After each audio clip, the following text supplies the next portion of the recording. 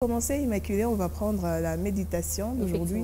On a choisi une très belle méditation, mais cette fois-ci, c'est pour quelqu'un d'ici, sur place à Colosie, un pasteur qui nous a parlé sur la foi. Ouais.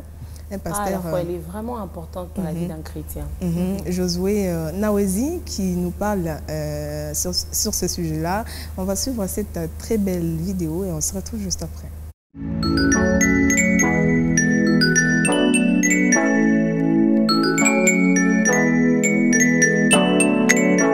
Mon exhortation de ce matin ou de ce jour, je parlerai sur la foi. Parce que cette année 2024, il est important que tu utilises la foi en Christ pour que certaines choses soient décomptées dans ta vie. Parce qu'un homme sans foi, c'est quelqu'un qui n'a pas de force spirituelle, qui n'a pas de passage dans le monde spirituel. Alors, Hébreux chapitre 11, verset 6 nous dit « Or, sans la foi, il est impossible de lui être agréable. » C'est-à-dire, même pour plaire à Dieu, quelque part, nous qui prions, nous devons avoir la foi. La Bible dit « Car il faut que celui qui s'approche des dieux croient que Dieu existe et qu'il est le rémunérateur de ceux qui les cherchent. » Lorsque quelqu'un a la foi, c'est quelqu'un qui croit aux merveilles de Dieu. C'est quelqu'un qui croit aux bienfaits de Dieu. C'est quelqu'un qui croit que même si aujourd'hui ça ne tient pas, mais demain ensemble avec Dieu, nous allons faire de grandes choses.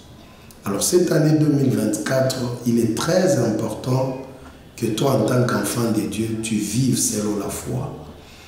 La Bible dit que nous ne devons pas vivre selon la vue, mais nous devons vivre selon la foi. Et la foi, c'est une aussi ferme assurance des choses qu'on espère et de celles qu'on ne voit pas. C'est-à-dire, lorsque quelqu'un a la foi, il espère en des choses qu'il ne voit pas et il croit pouvoir les avoir au moment de Dieu. Et pour terminer, je dirais, tu ne peux jamais plaire à Dieu si tu n'as pas la foi.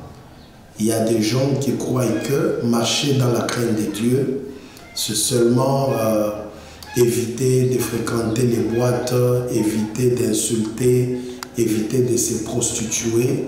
Mais une autre phase, marcher dans la crainte de Dieu, c'est aussi avoir la foi à son Créateur. Lorsque tu as la foi à ton Créateur, ça détermine au moins que tu as la crainte de Dieu en toi. Que le Seigneur vous bénisse. Amen.